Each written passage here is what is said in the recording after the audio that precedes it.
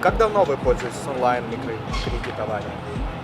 Онлайн-кредитованием очень давно, года 4, наверное, уже. Вы пользуетесь именно услугой онлайн, а не офлайн? Ну, иногда бывает, что не хватает до конца, до зарплаты. Раз, там оформление быстро, в течение 2 минут, допустим, она поступает на карточку, легко и быстро.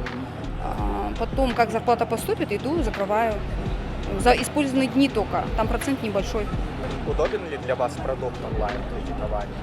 Да, очень удобно. Я могу дома, на работе оформить, указать карту, допустим. Вот я говорила, как ранее, 2-3 минуты, и на карточку деньги падают.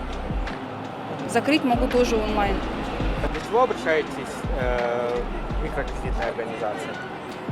Ну, бывает всякое. У нас, как мы же мусульмане, той, там, свадьба, еще чего-то, допустим. Ну, бывает иногда для нужды, для дома. Маленькую пришла, мне нужно, допустим, 10 тысяч, я взяла 10 тысяч. Нужно больше со 100, могу им больше взять. Как бы это для нужды. А какую сумму вы обычно берете на вход?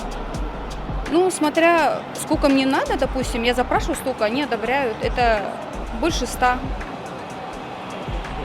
А почему вы не берете займ в банке, а именно онлайн-инфо? Банк обращаться, это надо к ним идти, ждать сколько-то. И они маленькие суммы не дают. Так как мне нужно, допустим, 10-20 тысяч, я же не пойду в банк. Я могу отправить заявку, и мне в течение 5 минут на карточку поступает. Зачем мне идти в банк?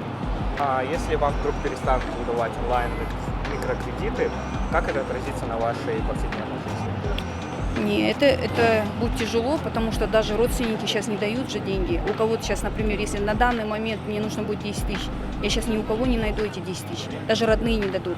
А МФО пришла, оформила, или же опять же онлайн сижу, оформляю на карточку.